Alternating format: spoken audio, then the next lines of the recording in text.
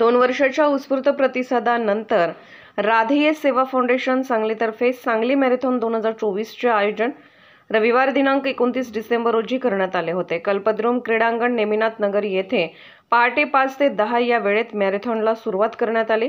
मॅरेथॉनमध्ये 3, 5, 10, 21 किलोमीटर आणि सांगलीमध्ये पहिल्यांदाच 35 किलोमीटरची स्पर्धा घेण्यात आली। स्पर्धेमध्ये विजेत्यांना सुमारे 1.5 लाखाचे बक्षीस देण्यात आले। तसेच सहभागी प्रत्येकाला टी-शर्ट, मेडल, बॅग, नाश्ता, सर्टिफिकेट, हायड्रेशन, रूट सपोर्ट देण्यात आला। देशभरातून 3000 वर स्पर्धकांनी सहभाग घेतला होता। स्पर्धेची सुरुवात नेमिनाथ नगर ग्राउंड येथून करण्यात आली। तिथून मार्केट यार्ड, पुष्पराज चौक, राम मंदिर चौक, काँग्रेस भवन, राजवाडा चौक, गणपती मंदिर, टिळक चौक, सांगलीवाडी, लक्ष्मी फाटा आणि कसबे डिग्रस फाटा इथून परत याच मार्गे नेमिनाथ नगर क्रीडांगण येथे स्पर्धक उतरले।